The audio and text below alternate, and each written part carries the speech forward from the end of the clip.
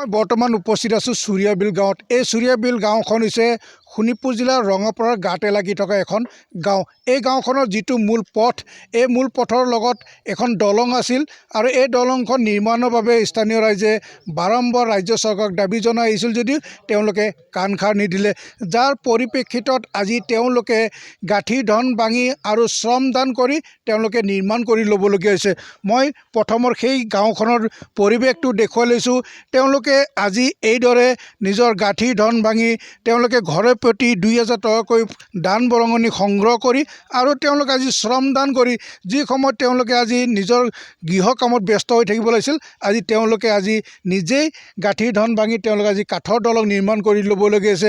এইখিনিতে এটা কথা উল্লেখ কৰিব লাগিব যে তেওঁলোকে এই যে লোহা দেখিছে, যি ৬-৭ পিচকৈ লোহা তেওঁলোকে আজি ৪০,০০০ টকাত ক্ৰয় কৰি আনিছে। ইয়াৰ ওপৰতে অহা যোৱা কৰিবৰ কাৰণে যিখন ৬খন লোহাৰ প্লেট লগাব, এই প্লেটো তেওঁলোকে আজি প্ৰায় ৩৫-৪০,০০০ টকা দি খৰচ কৰি আনিবলগীয়া হৈছে। যিটো মূল খুঁটা পুতিব, এই কাঠ আজি তেওঁলোকে ক্ৰয় কৰি তেওঁলোকে আজি ইয়াত ব্যৱহাৰ কৰিব। এইদৰে তেওঁলোকে আজি প্ৰায় ২ লাখ টকা খৰচ কৰি তেওঁলোকে আজি কাঠৰ দলং নিৰ্মাণ কৰি ল'বলৈ বাধ্য হৈছে। এয়া হৈছে ৰাজ্য চৰকাৰৰ উন্নয়নৰ এই ফোপোলা স্বৰূপ আমি উদুঙা দিছোঁ।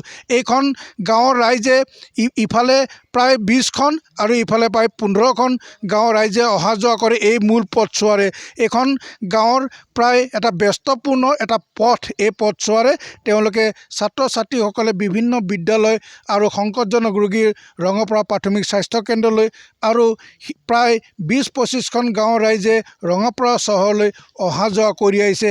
এয়া তেওঁলোকে বাৰিষাৰ কালত যাতে এই পথছোৱাৰে অহা যোৱা কৰাৰ ক্ষেত্ৰত যেতিয়া চৰম দুৰ্ভোগ ভুগিব নালাগে, তাৰ বাবে আজি তেওঁলোকে গাঁঠিৰ ধন ভাঙি তেওঁলোকে এইদৰে আজি নিৰ্মাণ কৰিবলগীয়া হৈছে কাঠৰ দলংখন।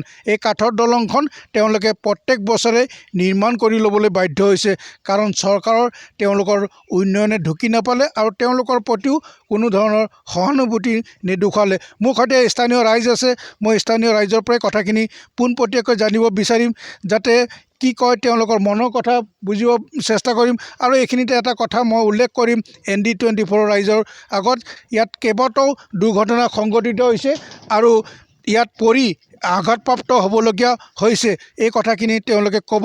মই আপোনাৰ পৰা কথাখিনি জানিব বিচাৰিম, যাতে আপোনালোকে এই পথছোৱাৰে অহা যোৱা কৰাৰ ক্ষেত্ৰত চৰম দুৰ্ভোগ ভুগিবলগীয়া হৈছে। এই অঞ্চলত প্ৰায় যি ৫০ ঘৰ ব্যক্তি আছে, তেওঁলোকৰ প্ৰতি তেওঁলোকৰ ঘৰে ঘৰে ২,০০০কৈ আপোনালোকে সংগ্ৰহ কৰাৰ কথাখিনি আপোনালোকে কৈছে আৰু এই ৰাস্তাৰে অহা যোৱা কৰাৰ ক্ষেত্ৰত চৰম দুৰ্ভোগ ভুগিবলগীয়া হোৱাৰ লগতে ইয়াত পথ দুৰ্ঘটনা সংঘটিত হৈছে। কি ক'ব? হয়, আপোনালোকে যিটো সুধিছে হয় কথাবিলাক হয়।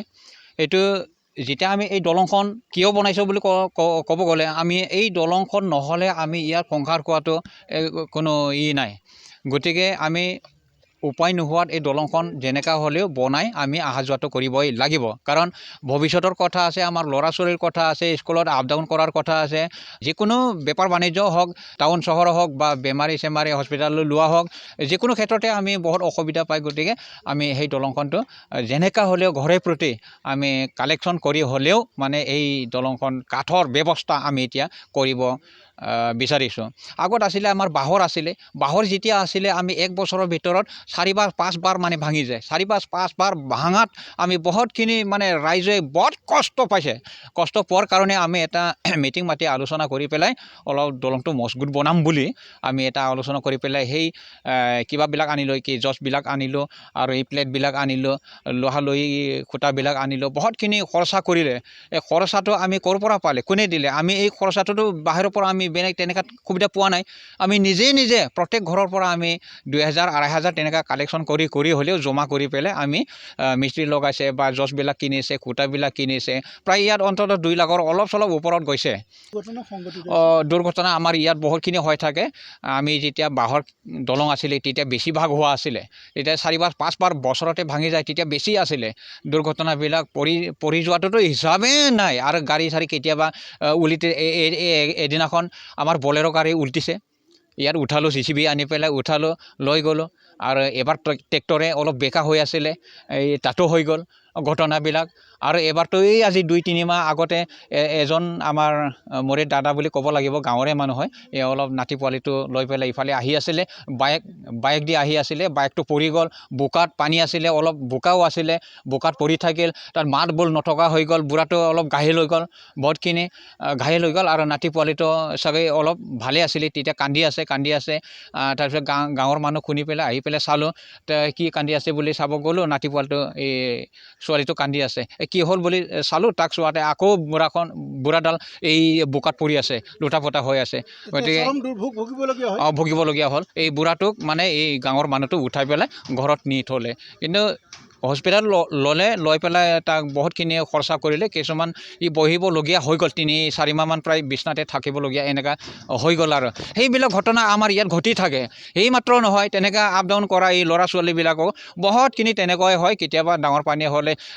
দলংটো ভাঙি থাকিব আকৌ ইফালে পাৰ হ'ব নোৱাৰাত স্কুল বন্ধ হৈ যায় ঘৰৰ আকৌ উলটি যাবলগীয়া হৈ যায় তেনেকুৱাও বহুতখিনি কথাবিলাক ঘটনাবিলাক আমাৰ ইয়াত ঘটি যায় গতিকে আমি ইয়াৰ কাৰণে বহুতখিনি চিন্তা কৰি পেলাই আমাৰ চৰকাৰৰ ওচৰতো তেনেকৈ জনোৱা হৈ গ'ল তথাপি কাণ বন নিদিয়াৰ কাৰণে আমি তেনেকুৱা উপায় নাপাই আমি নিজে মানে কষ্ট কৰি পেলাই এতিয়া বনাই কামটো চলাবলগীয়া এনেকৈ বাধ্য হ'বলগীয়া হৈ গ'ল তেওঁলোকে কৈছে যে তেওঁলোকে উপায়বিহীন হৈ আজি তেওঁলোকে গাঁঠি ধন ভাঙি আৰু তেওঁলোকে শ্ৰম দান কৰি তেওঁলোকে এইদৰে কাঠৰ দলং নিৰ্মাণ কৰি লৈছে এতিয়া বাৰিষা নাই যদি ইয়াত পানী নাই কিন্তু এই ভৰ বাৰিষাৰ সময়ত কিন্তু ইয়াত এক ভয়ংকৰ ৰূপ লয় বানপানীয়ে আৰু যাৰ পৰিপ্ৰেক্ষিতত তেওঁলোকে চৰম যন্ত্ৰণা ভুগিবলগীয়া হয় যাতায়াৰ ক্ষেত্ৰত এই চুৰিয়াবিল অঞ্চলৰ ৰাইজে আজি ৰাজ্য চৰকাৰক আশা নকৰি তেওঁলোকে আজি গাঁঠি ধন ভাঙি আৰু সামগ্ৰী ক্ৰয় কৰি আৰু শ্ৰম দান কৰি এখন কাঠৰ দলং নিৰ্মাণ কৰি লৈছে যাতে যাতায়াতৰ ক্ষেত্ৰত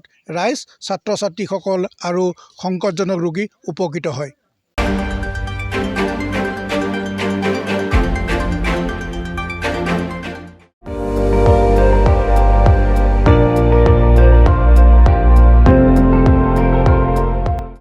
আপুনি চাই আছে ND24 সৰ্বশ্ৰেষ্ঠ নহয় সৰ্বোত্তমৰ দৌৰ